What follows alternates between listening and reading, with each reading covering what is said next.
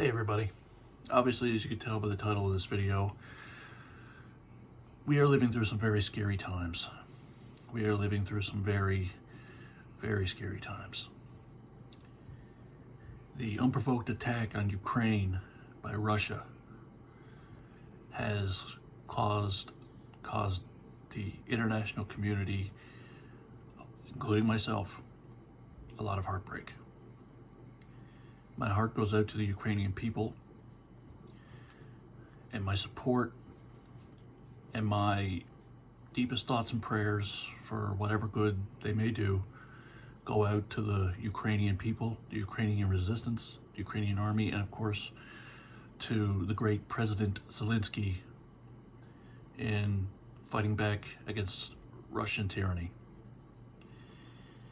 My thoughts, obviously, these past 3 years are very scary. We have faced the coronavirus. We have faced unrest in our own nation's capital, caused by a bunch of people who are disillusioned and want to fight for freedom when they absolutely have no idea what they're really fighting for. But I'm not going to get into that. And now we have a man in the Kremlin who wants to seemingly reform a combination of the former Soviet Union and the Russian Empire. I have always been an admirer, a student, and a supporter of Russia. I have always felt in my heart that Russia is a great nation, and they are a great people, a great history, and one of fighting against tyranny.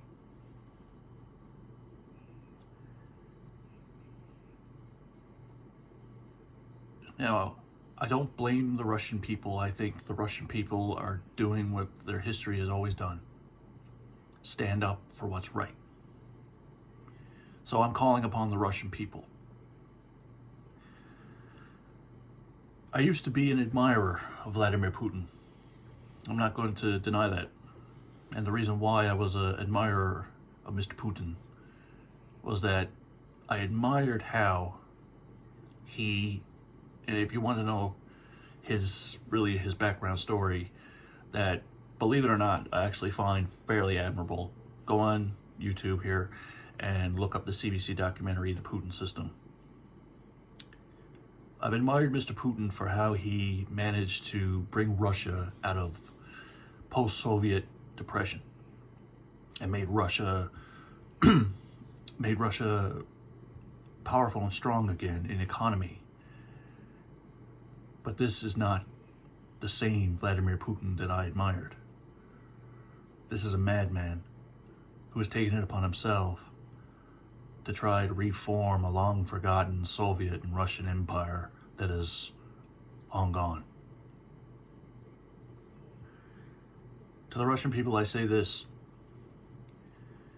back when the Tsar of Russia was not taking advice from his ministers, when he thought that he knew better, when he put all of you under major suppression, when badly needed reforms were being ignored by him, the Russian people overthrew the Tsar. In the Second World War, when the Russian people were facing the overrun by Nazi forces in Moscow, St. Petersburg, Odessa, and other parts of the country, the Russian people once again stood up and fought for their freedom. And it was citizen militias, as well as the regular Red Army, who fought back Hitler. Russia has always been, in the two past major wars, in First World War and Second World War, they have been our allies. So I also firmly believe if it wasn't for Russia, we would all be speaking German right now.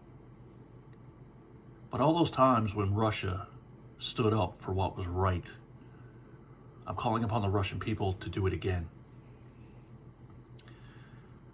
I applaud the brave Russian people who are being arrested, who are being thrown in jail, or facing the possibility of being forced into the Russian army or face execution.